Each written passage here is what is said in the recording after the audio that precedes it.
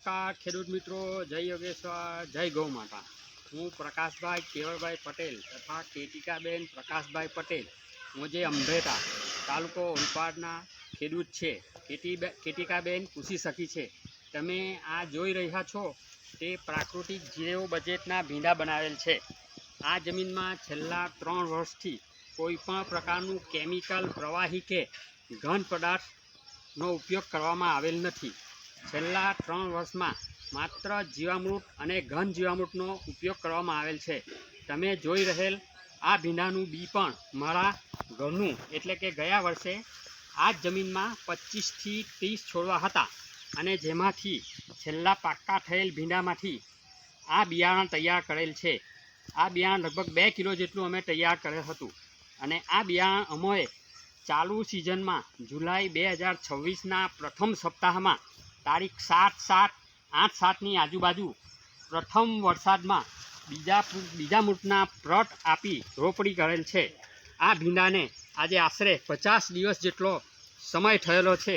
ભીંડાના બી અંકુર થયા ને આજ દિન સુધીમાં આશરે 6 થી 7 વાર જીવામૃતનો છંટકાવ બેટરીના પંપ વડે કરવામાં આવેલ છે, તેમજ 2 વાર ઘન જીવામૃત પણ નાખવામાં આવેલ છે, તેમજ અગ્નિ અસ્ત્રનો સમયાંતરે 6 થી 7 વાર જીવામૃત સાથે આપવામાં આવેલ છે, છાંટવામાં આવેલ છે। આ ભીંડાનો ખુમાસ કે તેની વઢ જોતાં એમ જ જણાય છે કે આમાં કોઈક રાસાયણિક પ્રક્રિયાનો ઉપયોગ કરવામાં આવેલ છે તેમ જણાય છે, પરંતુ આ ભીંડાને પ્રત્યક્ષ નજર સમક્ષ જોઈશું તો ખાતરી થશે કે આ ભીંડા ઝેરમુક્ત છે। હાલ આ ભીંડાના કડિયા પડી ફૂલો ખીલવા માંડ્યા છે અને આજે એને સૌ પ્રથમવાર વીણી કરેલ છે। તે અંદાજિત 2 કિલો જેટલા ભીંડા એ તમે આ તગારામાં જોઈ શકો છો અને એકદમ લીલાછમ, તમને તબિયત આપણા બધાની સૌની તબિયત ખુશ થઈ જાય એવા આ ભીંડાનું ફળ છે।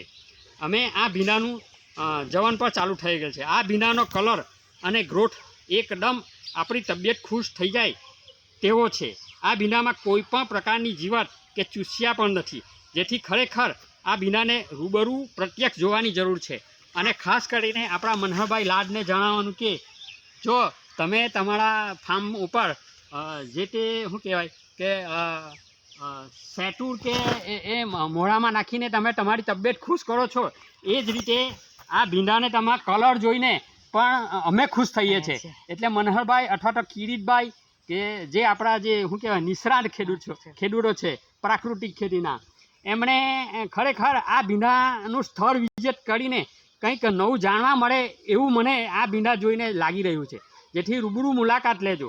અને ખાસ કરીને અમારા જે શું કહેવાય પ્રાકૃતિક વિકાસ કૃષિ બોર્ડના જે કરતા હરતા છે નીતિનભાઈ ગામિત સાહેબને મારી નમ્ર અરજ છે કે તમે જો આવતા અઠવાડિયામાં રવિવાર અથવા બુધવારે જો તમે સુરત વેસુ માર્કેટે આવવાના હોય અને અહીંયા રૂબરૂ મુલાકાત લેશો તો અમને ઘણું પેલું આનંદ થશે। બસ, જય યોગેશ્વર।